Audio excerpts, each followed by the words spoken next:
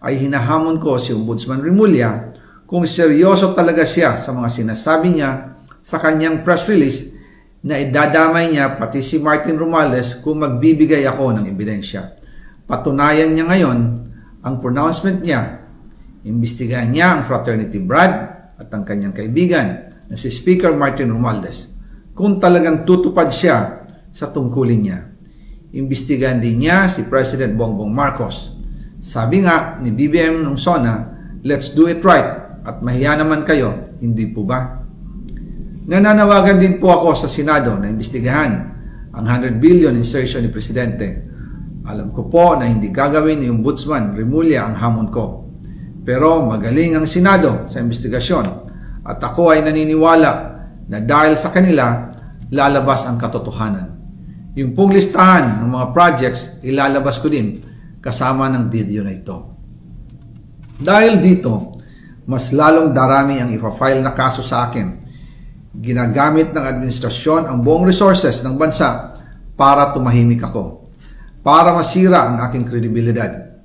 Darami din ang banta sa buhay ko at ng aking pamilya. March 2025 pa lang, si Speaker ay nagpaparinig na sa akin sa aming meeting that he will shoot me if I will talk.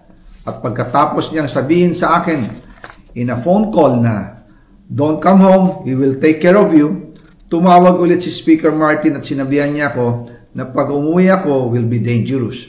Kasi they might hire someone to do a rub out on me or hire the police to kill me while in jail. Una pa lang ito sa magusto kong ibunyag. Marami pa akong dadalhin sa liwanag.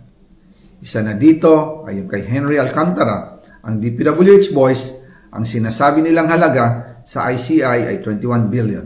Hindi po totoo yan.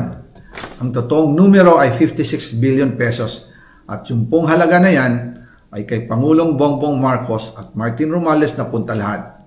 Ilalabas ko po ang buong detalye sa darating na mga araw.